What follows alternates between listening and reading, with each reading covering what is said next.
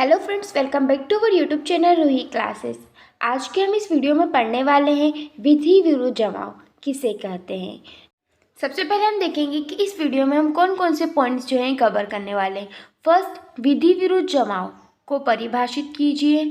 Second, विधि विरुद्ध जमाव के आवश्यक तत्व। थर्ड, विधि विरुद्ध जमाव के लिए दंड। हमारा जो टॉपिक है विधि विरुद्ध जमाव, इसे भारतीय दंड संहिता में कहाँ पर बताया गया है। अध्याय 8 में लोक प्रशांति के विरुद्ध अपराधों के विषय में धारा 141 में विधि विरुद्ध जमाव को जो है परिभाषित किया गया है, जो कि हम आज इस वीडियो में पढ़ने वाले हैं। वीडियो स्टार्ट करने से पहले यदि आपने अभी तक हमारे चैनल को सब्सक्राइब नहीं किया है तो कर लीजिए, ताकि आपको ऐसे यूज़फुल वीडियो आगे भी मिलती रहे। हमारा फर्स्ट पॉइंट है विधि विरुद्ध जमाव को परिभाषित कीजिए। तो भारतीय दंड संहिता की धारा 141 के अनुसार विधि विरुद्ध जमाव के बारे में बताया गया है। इनके अनुसार 5 या 5 से अधिक व्यक्तियों का जमाव विधि विरुद्ध जमाव जो है कहलाता है, यदि उन व्यक्तियों का जमाव इसमें गठित किए हुए उद्देश्य समान हो। मतलब कि इसमें कुछ उद्देश्य बताए गए हैं, यदि वो उद्देश्य हुए इन 5 व्यक्तियों के लिए और उन्होंने जमाव किया है तो वो जमाव विधि विरुद्ध जमाव कहलाता है। अब ये उद्देश्य क्या है? तो पहला, केंद्र सरकार या राज्य सरकार या संसद, राज्य विधानमंडल अथवा किसी लोक सेवक को जो कि विधिपूर्ण शक्ति का प्रयोग कर रहा हो, आपराधिक बल या उसके प्रदर्शन द्वारा आतंकित करना। पहला पॉइंट क्या है इनका कि कब माना जाएगा विधि विरुद्ध जमाव? तो इन्होंने कहा कि केंद्र सरकार, राज्य सरकार या संसद के या फिर ऐसा व्यक्ति लोक सेवक जो कि विधिपूर्ण शक्ति का प्रयोग कर रहा है, ठीक है, अगर हम उसको आपराधिक बल या उसके प्रदर्शन द्वारा आतंकित करते हैं तो वो क्या माना जाता है? विधि विरुद्ध जमाव माना जाता है। सेकंड है किसी कानून के या किसी कानूनी प्रक्रिया के पालन को रोकना। मतलब कि यदि कोई कानून की जो प्रक्रिया है या उसके पालन को करने से रोक रहा है तो। तीसरा है किसी रिश्ती या आपराधिक अनार्थिकृत प्रवेश या अन्य अपराध करना।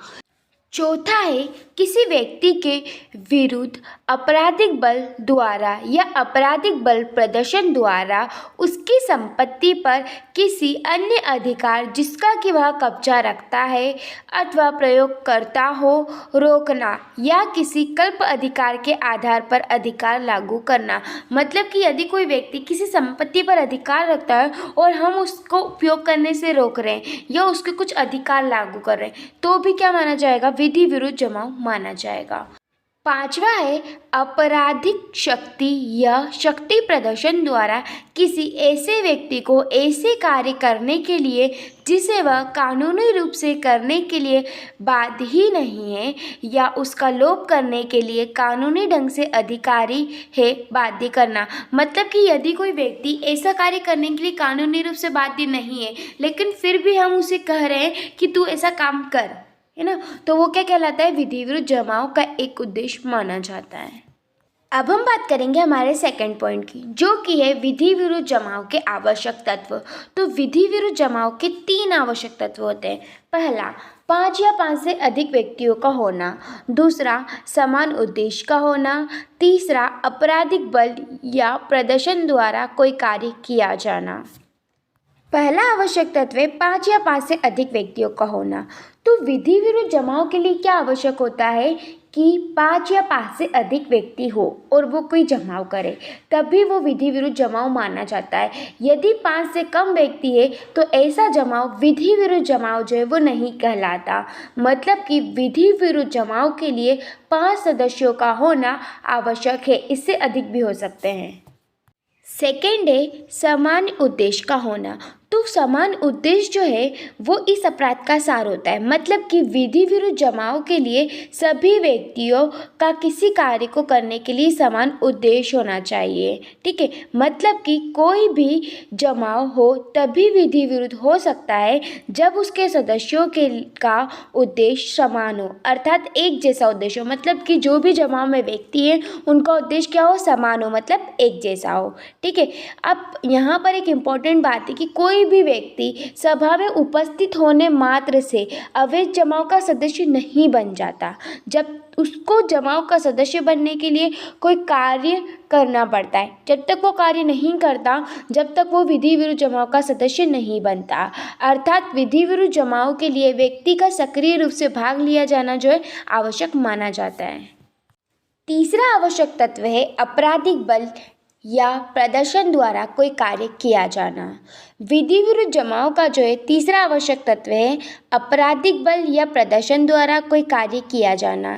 इस धारा के अनुसार यदि कोई जमाव के सदस्य आपराधिक बल या आपराधिक बल के प्रदर्शन द्वारा केंद्र सरकार, राज्य सरकार, विधानमंडल या फिर ऐसा सदस्य, ऐसा लोक सेवक जो कि विधि द्वारा शक्ति का प्रयोग कर रहा है, अगर उसे भयभीत करने का प्रयास कराया जाता है या ऐसा करने के समान उद्देश्य से संयुक्त होकर किए गए जमाव जो है वो विधि विरुद्ध जमाव कहलाते हैं। अब हम बात करेंगे हमारे लास्ट पॉइंट की, जो कि है विधि विरुद्ध जमाव के लिए दंड। तो इसमें 3 धाराएं जो है बताई गई है। तो पहली धारा है हमारी 143। 143 क्या कहती है? भारतीय दंड संहिता की धारा 143 में विधि विरुद्ध जमाव के सदस्य पर दंड के संबंध में उल्लेख कर रही है।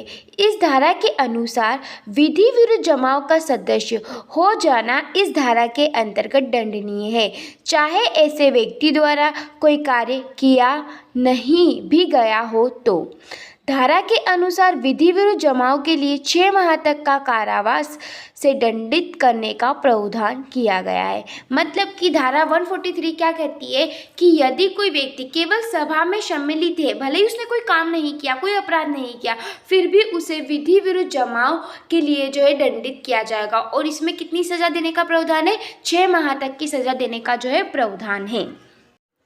धारा 144 भारतीय दंड संहिता की धारा 144 के अनुसार यदि कोई व्यक्ति विधि विरुद्ध जमाव में घातक हथियारों से लैस होकर ऐसा जमाव करता है, मतलब कि वो हथियार लेकर जाता है, ठीक है, तो उसे 2 वर्ष तक की अवधि का कारावास और जुर्माने से जो है दंडित किया जाएगा। तीसरी धारा है हमारी धारा 145। 145 क्या कहती है?